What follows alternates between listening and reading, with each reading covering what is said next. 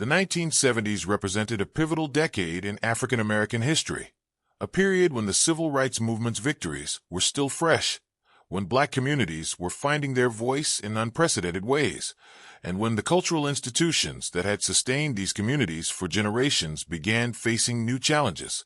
Among the most significant of these institutions were soul food restaurants, establishments that served as far more than simple dining venues.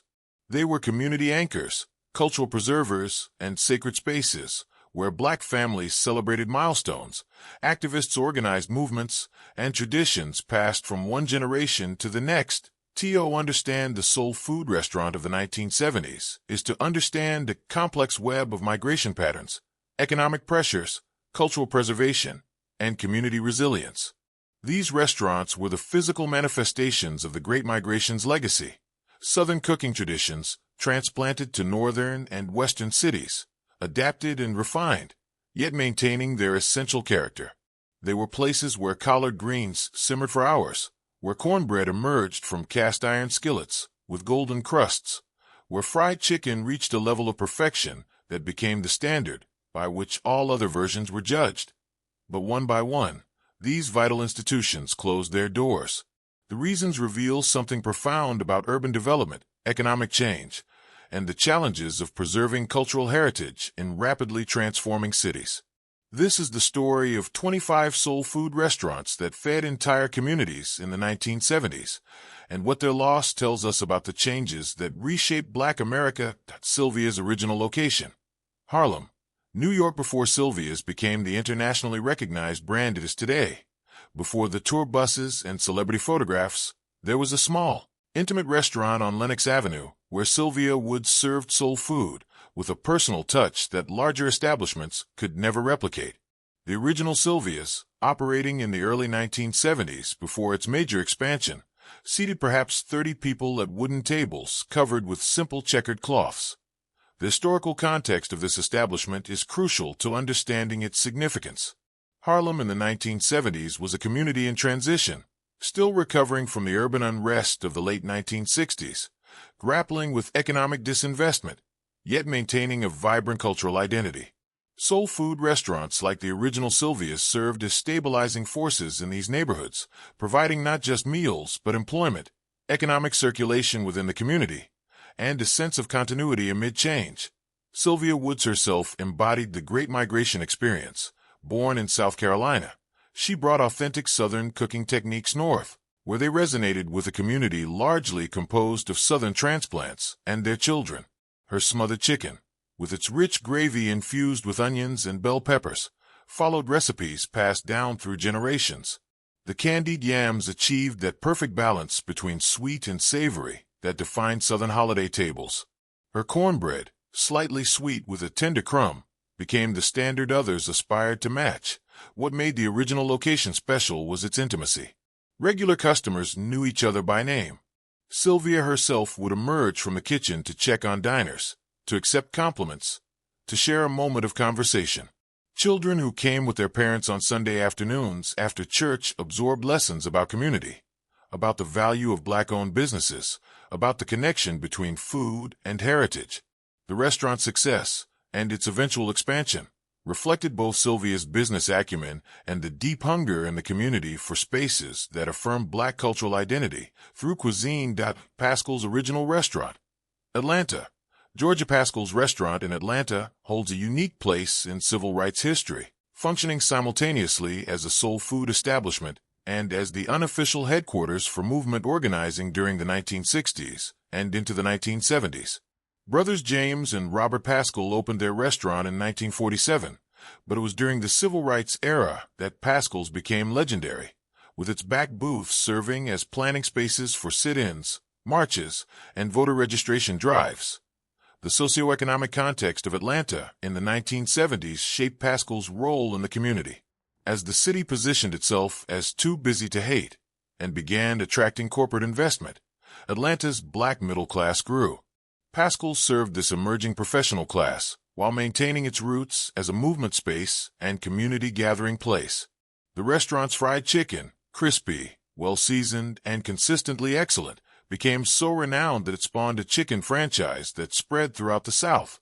But beyond the food, Pascal's represented something deeper: the intersection of business success, political activism, and cultural preservation. Dr. Martin Luther King Jr., Andrew Young, and John Lewis didn't just eat there, they strategized there, finding in the Pascal brothers' establishment a safe space where important conversations could happen over plates of smothered pork chops and collard greens cooked with smoked turkey.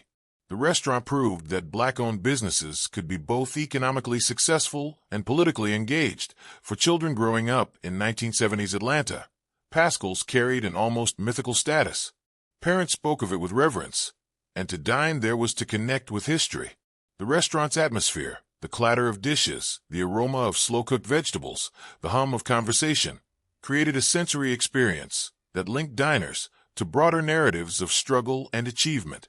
When the original location closed, it marked not just the loss of a restaurant, but the end of an era when soul food establishments served as genuine community institutions with political and cultural significance beyond their culinary offerings. Dooky Chase's New Orleans, Louisiana. Leah Chase transformed her family's sandwich shop into one of New Orleans' most significant restaurants, a place where Creole cuisine met soul food traditions and where the color line blurred at a time when such mixing was both legally prohibited and socially dangerous. Dooky Chase's, operating in the Treem neighborhood, became known as a place where Black and white civil rights activists could meet and organize without interference, despite the considerable risks involved during the segregation era and its immediate aftermath. The 1970s found Dooky Chase's at a cultural crossroads. New Orleans was grappling with the same urban challenges facing cities nationwide: white flight, economic restructuring, the decline of traditional neighborhoods. Yet Dooky Chase's thrived, in part because Leah Chase refused to compromise on quality or principles. Her gumbo, rich and complex, with a dark roux that required constant attention, represented hours of labor and generations of culinary knowledge. The fried chicken, seasoned with a blend of spices that reflected New Orleans' unique cultural mixture, achieved a perfection that drew diners from across the city. But Leah Chase offered more than food. She created an environment where art covered the walls. Works by Black artists she personally collected, transforming the restaurant into a gallery.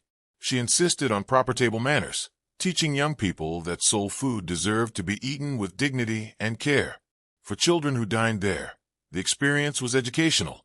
They learned that their cultural cuisine was worthy of respect, that it belonged on white tablecloths with proper service. The restaurant's significance extended beyond its four walls. In a city where Black culture was often commodified for tourist consumption, Dooky Chase's remained authentically of and for the Black community, even as it welcomed others. It proved that soul food could be refined without losing its essence, that tradition and innovation could coexist.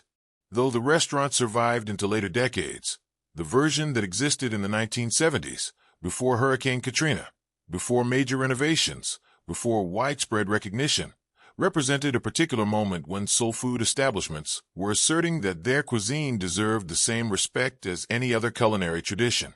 The Chicken Shack chain. Throughout the South, the Chicken Shack wasn't a single restaurant, but a loose network of small, family-owned establishments scattered across the South, each operating independently, yet sharing certain characteristics: cinder block construction, hand-painted signs, and fried chicken that achieved near perfection. These roadside restaurants served a crucial function during the 1970s, particularly for Black families traveling through regions where segregation's legacy still made finding welcoming dining options challenging. Understanding the Chicken Shack phenomenon requires examining the geography of Black travel in the post-segregation South. Though legal barriers had fallen, social and economic ones remained. Black families on road trips needed to know where they could stop safely, where they'd be served with respect, where the food would be familiar and the atmosphere welcoming.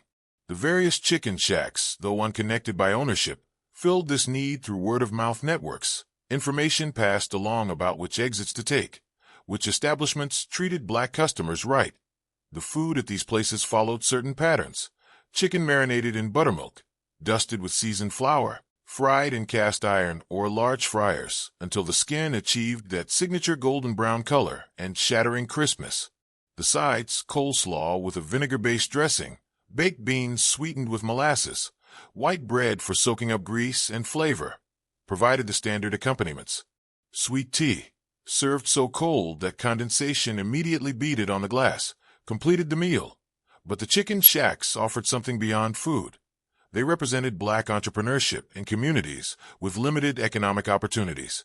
A family could start a chicken shack with relatively modest capital, some equipment, a small building, recipes passed down through generations.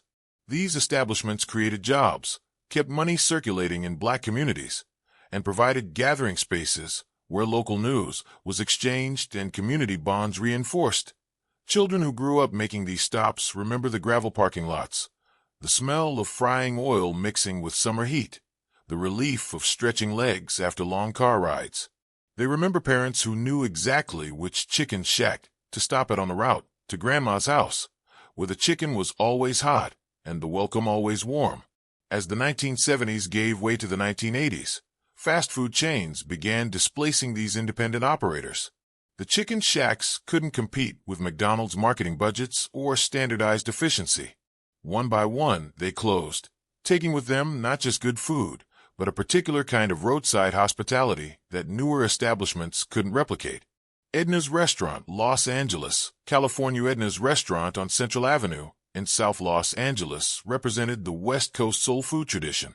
Southern cooking adapted to California ingredients and sensibilities, served in a neighborhood that was itself a product of the Great Migration. Edna, the proprietor, had come from Louisiana in the 1940s, part of the massive wartime migration that brought hundreds of thousands of black Southerners to Los Angeles seeking defense industry jobs. That'd be why the 1970s Central Avenue's jazz heyday had passed. But the neighborhood remained vibrant, and Edna's served as one of its anchors. The restaurant occupied a modest storefront with perhaps a dozen tables, a counter where solo diners could eat, and a kitchen from which emerged food that connected Los Angeles's black community to its southern roots. Edna's oxtails, slow-cooked until the meat fell from the bone, swimming in rich brown gravy, represented hours of patient cooking, a technique ill-suited to fast food culture but essential to soul food's character. The social function of Edna's extended beyond providing meals. In a neighborhood where economic opportunities were limited and social services inadequate, the restaurant served as an information hub. Job openings were announced, rooms for rent advertised, community events organized. Edna herself knew her regular situations, who was out of work, whose child was excelling in school, who needed a meal even if they couldn't quite afford it. The restaurant operated with a level of social awareness and community responsibility that purely commercial establishments lacked. For children, Edna's represented a kind of extended family space. They could sit at the counter doing homework while parents worked late shifts, supervised by Edna and her staff. They learned customer service skills by observing how Edna interacted with diners, how she handled complaints, how she made each person feel valued. They absorbed lessons about community self-sufficiency and the importance of black-owned businesses. The economics of operating a restaurant like Edna's in 1970s South Los Angeles were challenging. Profit margins were thin, particularly when the owner felt obligated to serve community members regardless of their immediate ability to pay. As the neighborhood experienced increased poverty and disinvestment during the late 1970s and early 1980s, maintaining a restaurant became increasingly difficult. When Edna's finally closed, the community lost more than a place to eat. It lost a social institution that had served multiple functions, few of which were purely commercial. Closing, the legacy of lost institutions, the disappearance of these 25 soul food restaurants, and hundreds of others like them throughout the United States, represents more than the normal churn of the restaurant industry. These closures reflect broader patterns: urban renewal and gentrification that displaced black communities, corporate competition that small independents couldn't match, the passing of generations of owners without successors willing to continue difficult work with modest financial returns. Yet the loss goes deeper than economics. These restaurants preserved culinary traditions at risk of being forgotten, maintained connections to Southern heritage in northern and western cities, provided employment and entrepreneurship opportunities in communities with few such options, and created spaces where black people could gather in environments that affirmed their cultural identity. The 1970s soul food restaurant was often a woman-led institution, reflecting Black women's roles as cultural preservers and community organizers. These establishments demonstrated that feeding people could be simultaneously an act of love, a political statement, and a business venture. They proved that soul food cuisine, properly executed, deserved respect as a sophisticated culinary tradition with techniques and flavors as complex as any European cooking. For those who grew up in the 1970s, these restaurants remain powerful memories. The smell of cornbread baking, the sound of gospel music playing softly in the background, the sight of community members gathered around tables, sharing food and conversation. These sensory memories connect individuals to broader historical narratives about migration, civil rights, economic struggle, and cultural persistence. Today, as food media celebrates soul food and chefs win awards for cooking styles that these restaurants pioneered, it's worth remembering the original establishments, the small, family-owned restaurants that fed communities with limited resources and unlimited love. Their closure marks the end of an era, but their legacy continues in recipes passed down, in traditions maintained, in the understanding that food can nourish both body and soul. If these stories resonated with you, which of these restaurants would you have most wanted to experience? Share your thoughts in the comments below. And don't forget to like this video and subscribe to our channel so you never miss another journey through Black culinary history. Let's keep these memories and traditions alive together.